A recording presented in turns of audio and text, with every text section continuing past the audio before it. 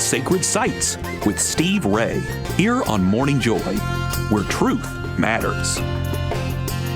You know, Nick, it's amazing to me that I could be sitting here in a hotel room on a pilgrimage, talking to you about a pilgrimage, and we're on the other side of the world, and it works. It's pretty incredible. It's even more amazing that you found the time to do this while leading another pilgrimage.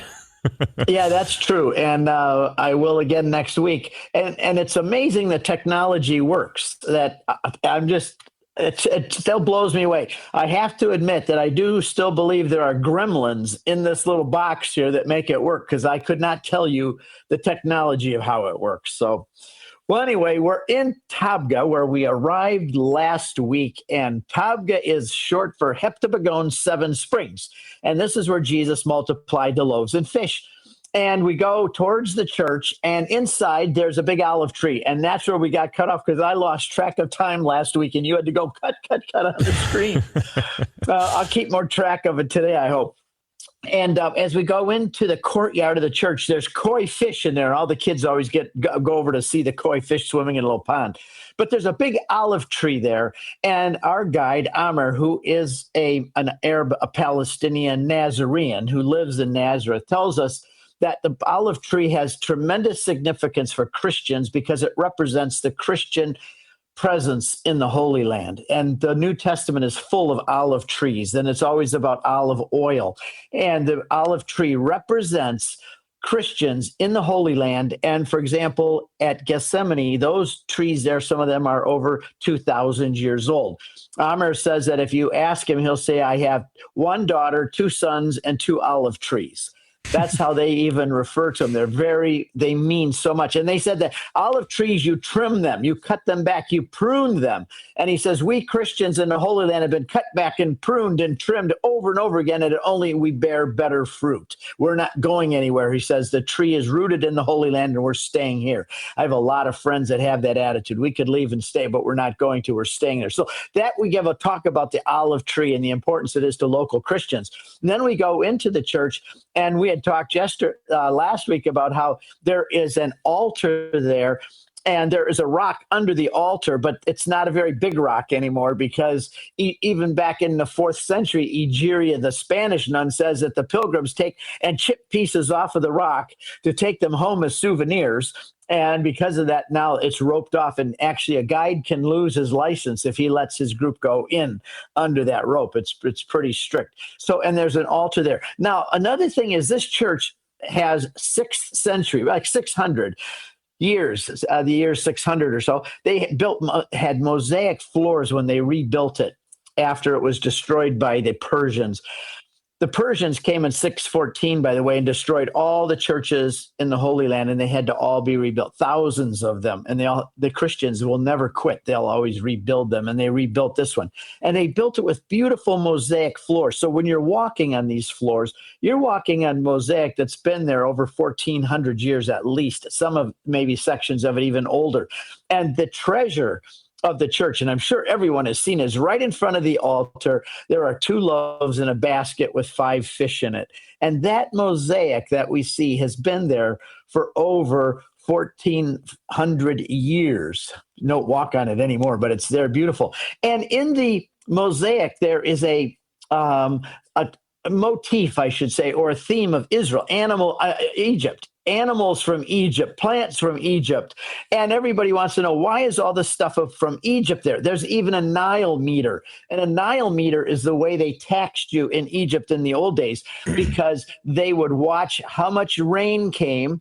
And based on how much rain there was, there's more water that would go out into the fields, which meant you're going to have a better crop. So their IRS agents back in ancient Egypt, they calculated their tax based on how much rain it showed up on how deep the Nile River got.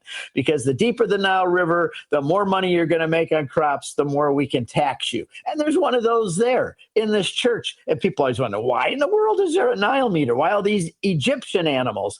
Well, there's 2 theories. Number one is the patriarch of Jerusalem at the time the church was built had been, prior to that, a monk in Egypt, and his name was Martyrios. And he was a monk in Egypt, so maybe he just was bringing back what he remembered and what he wished. Sometimes these archbishops and patriarchs and bishops really don't want to be a bishop. They want to go back to being a monk. How many times have we heard of monks that refuse to do that? They want to stay out and have their private time with the Lord and not have the responsibility of a patriarchate or an archbishop. But anyway, that's one of the reasons that maybe he did that. The other reason is because what did Jesus give the children of Israel in the wilderness of Egypt? Miraculous food. What is he giving them here?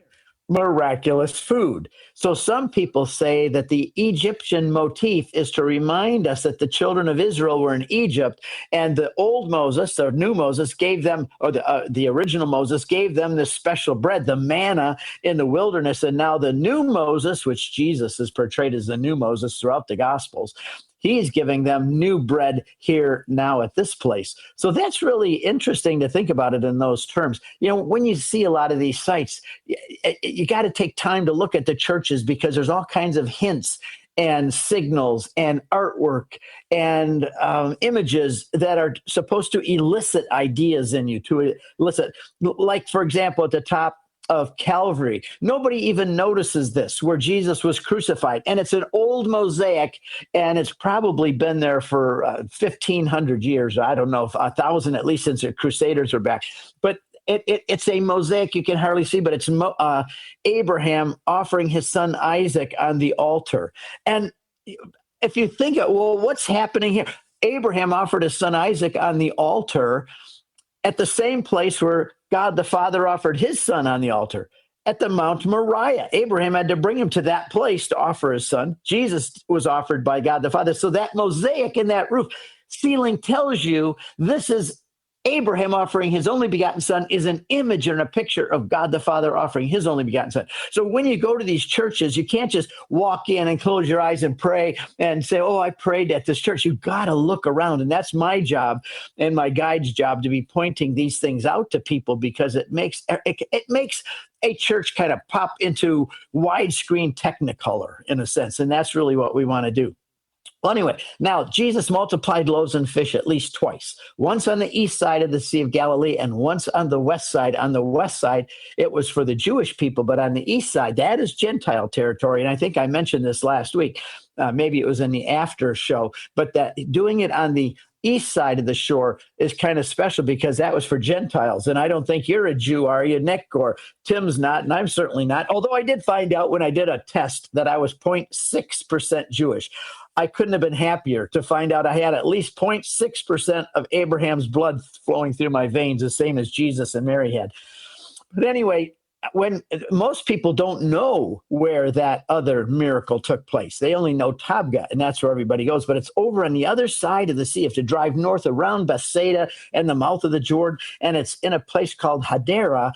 And it's hidden away in these weeds. Nobody even knows it's there. But because I go running and hiking all through that area looking for things, I found a rock that has an image of it. It says Cristo, and it has an image of loaves and baskets, but it's away in the bushes. So I always take when we do Holy Land Part 2, which is a separate trip that goes to all new sites, we always go over there and we remember that place where it was multiplied. And by the way, multiplication of loaves and fish is the only miracle that is in all four Gospels.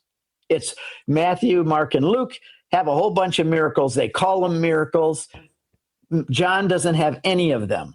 And John never calls them miracles. He calls them signs, because they're pointing to something. John has to prove something in his gospel. He says, in the beginning was the Word, and the Word was with God, and the Word was God. And now I've got 21 chapters to prove it. And so he has all of these signs. And there's 7, because 7 is the perfect number. It's the number of God. So John has 7 signs, and the multiplication of loaves and fish is one of them, but that's the only miracle that John shares with the other 3, except the resurrection, of course. So we go on that other side. We go into the church. We have time to pray. people get a picture of the stone altar, but they can't touch it anymore. But we used to be able to touch it when we first started doing this. And then there's candles. Everybody loves to light the candles in front of the icon of Mary, and there's another one of Jesus, and say prayers there. And then there's a store, and we get back on the bus. Now, one of the things I was going to do is talk about, was it a real miracle? We'll have to save that for the next time. Or did Jesus just teach people to share? That's what I heard when I became Catholic, but it's not true. And I wrote an article about it, Catholic Answers magazine, called Loaves and Fishes by Steve Ray. We'll talk about that next week before we get to the Mount of Transfiguration. And I got to quit. Sacred Sites with Steve Ray is heard live every Monday on the Guadalupe Radio Network program Morning Joy. For more authentic Catholic content, go to grnonline.com/joy.